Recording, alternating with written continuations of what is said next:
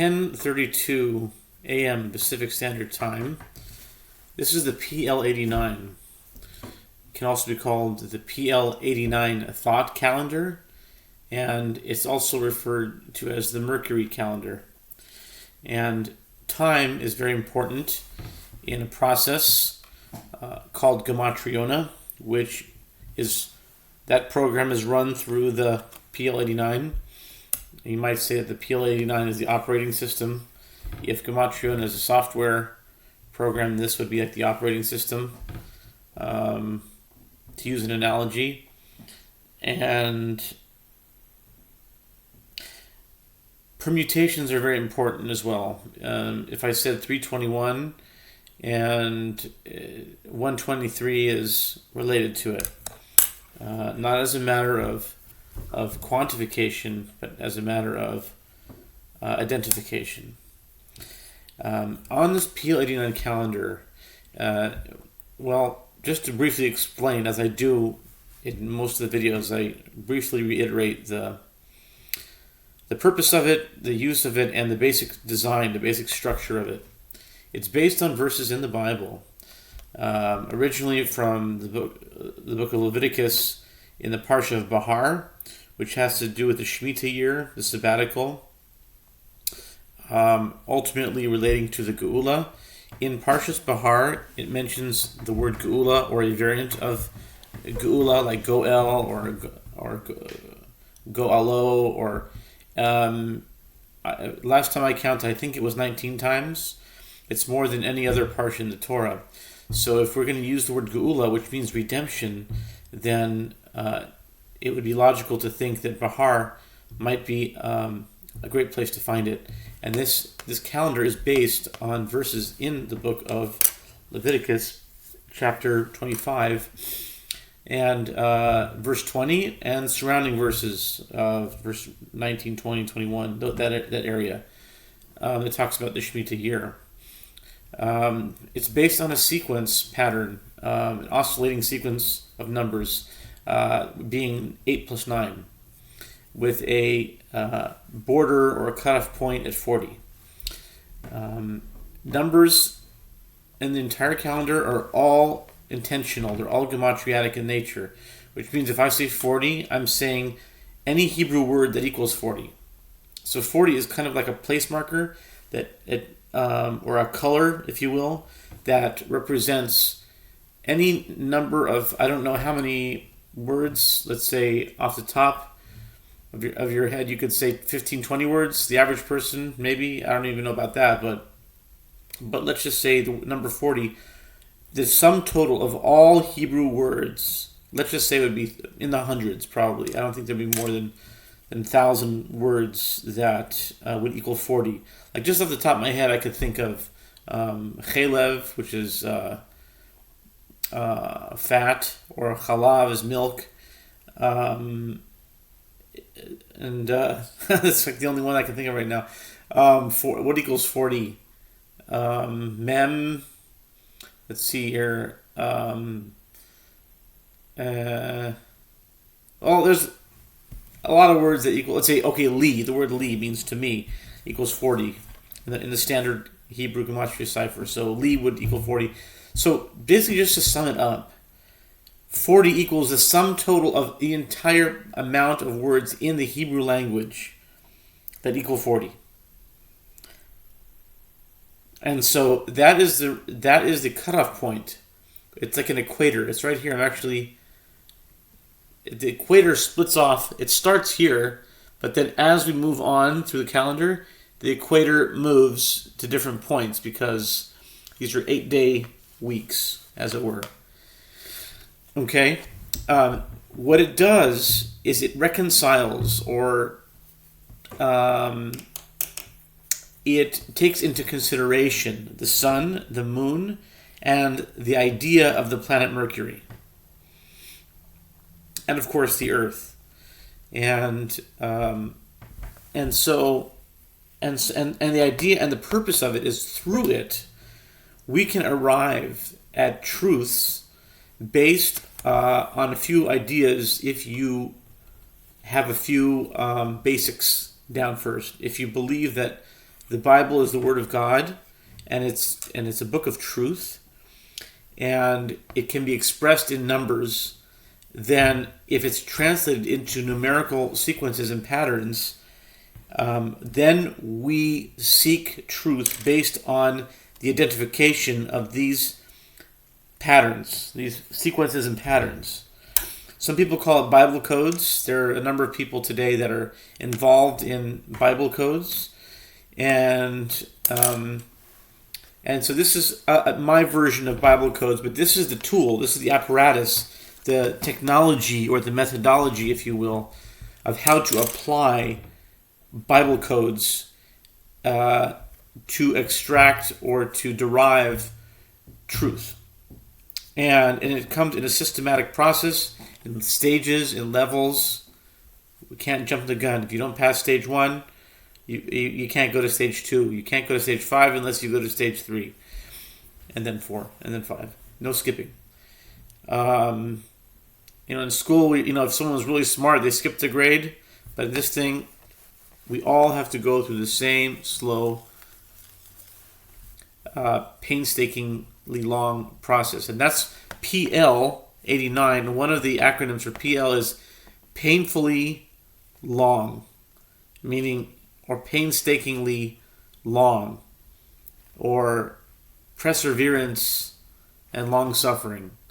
That's the PL is basically one of the meanings, but PL represents many, many things, but that's one of them, and that applied here.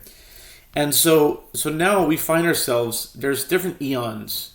This was created, the eons. Eon means like an age of time, but I take that term and I applied it to this, meaning the age of time in which this was developed and used. And this concept came to me in the Hebrew month of Elul, which generally corresponds to like August, September. And it came in that period of time in the year 2012.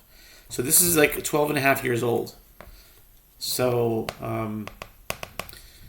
if it was a girl, it would be having a bat mitzvah this year. Its bat mitzvah was in August. And if it was a boy, its bar mitzvah is going to be next year. Its bar mitzvah is going to be this Elul. Aleph Elul, let's say. And so I could say, since I don't have any physical children, this could be like one of my children. So it's having a bat mitzvah this year, and it's having a bar mitzvah, God willing, this September. Yeah, September. Let's call it September. Elul September. And so now we find ourselves in this eon. The eons patterned after the Bitcoin splitting. If you follow the Bitcoin, I was when maybe a year before COVID, I got into cryptocurrency trading and wanting to do that for a living, and really was excited about it, and I thought that was going to be my profession. I was really stoked for that, but it didn't end up happening. But there is something that there's at some level I'm still involved with it. Not so much from the money aspect, from the information technology standpoint. I'm involved in it, and I'm still very interested in what it can do in terms of computation and processing information at massive speeds. The financial energy applied to computation is I think when you start involving emotion into computation, and then I think I'm just going off the top of my head. I'm just creating right now, but there's a basic idea, but the words are coming in anyway. The point is that the Bitcoin halving times happened in the year 2012, and then every 4 years, roughly, every 4 years, it halves, which means the value of it splits into half. I'm not sure the exact details of it, but the point is that's not even important. What's important is when it happened. And it happened, and the eons of this calendar roughly matched the halving points of the Bitcoin. Now, Bitcoin halved in 2012, I believe, or something happened with Bitcoin in 2012, but it halved again, I think, in 2016. It then halved in 2020, and then again it halved in 2024. And the first eon of this is, I think we're running out of time. I like to keep these less than 15 minutes because it's a lot of information. But basically, I'll leave that for a different time. But I'm going to go to why it's 32. 32 in this eon, 32, box number 32, which would be square number 65. It counts from left to right, as if you're reading English. And there is a way in which it goes right to left. But in this particular configuration, it's going left to right. So if you go 1, 2, 3, 4, 5, when you get to 32, it's going to be square number 65. Square refers to the actual sequence number of counting the squares, and the box number refers to what number is printed on the box. And as you can see, it's not in numerical order. It's in an order of 8 plus 9 plus 8 plus 9. So basically, with the cutoff point of 40, as mentioned earlier. So 32 plus 9 is 41? No, it's 1, because 40 is the 0 point. Kind of like a combination lock. In fact, that's how I developed this. That's one of the ways how I developed this. A purple combination lock, and that's another acronym for PL, is purple lock. It's because of a purple lock that was in Etz Jacob in April of 2012 or March of 2012, that time, because of that purple lock, that this was developed. At any rate, we're at 32 now. 32, remember earlier it was stated that permutations are very important. That means if I read it this way, 32, I have to say that it's 23 also, because in my mind, I need to have a mirror in my own mind, and I have to be dyslexic. I mean, in a good way. Meaning, if I see 32, I have to say it's 23. And why is 23 important? Because 23 is the name, there's a name sequence of the 72 names of God that have been matched from Rosh Hashanah of this year, counted every day. Now, it's interesting that in the 72 names of God, the 3 letters, it's the same format. You have 8 columns, but it goes in the Hebrew way. It goes from right to left. And if you count all the way down, well, from Rosh Hashanah, then you'll finish 72 days of the year will be like the 12th of Kislev, and then the 13th of Kislev will start the new cycle. It goes back up again. Now, if you do that, then today is day 23. Name 23. And right here on box 32, which is really 23 backwards. That's a very interesting, I'll say, coincidence, but I don't think it's a coincidence. But anyway, what makes it better is that today is the 5th day of Tevet, but it's also the 5th day of January. Very symmetrical. What is 5 if not for 2 plus 3? Now there's a way of simplifying this calendar that every number gets simplified. It gets digitally rooted. Like this would be 5, 1, 9, and then 18 would be a 9, 26 would be an 8, 35 would be an 8, 3, and then 3. 32. Every time I make these videos, there's something I remember after it. I'm like, I should have put it in the video. I can't seem to remember right now. But I'll end off with this, that every week, as it were, 8-day weeks, has something unique about it. And the 9th week that we're in right now, if you look at it like this, the 9th week, but it's really the 2nd week if you're starting it from here, which we are starting it from this Eon, Tishrei, all the cardinal months starting from here. So basically, we're either in the First row. We're in the second row, or we're in the 9th row. Okay. It's the only row that, okay, there's another rule that, see these two boxes here? You see like 32 and 1.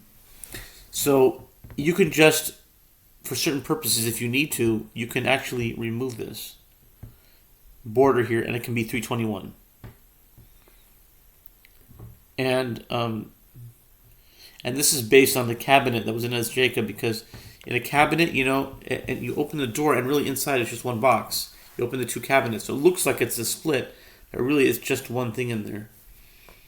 And that's why it's called Oakwood cabinets, because there was a set of cabinets that are closer to Oakwood Avenue, and then there's a set of cabinets that were actually closer to Beverly Boulevard within the house, within the room itself.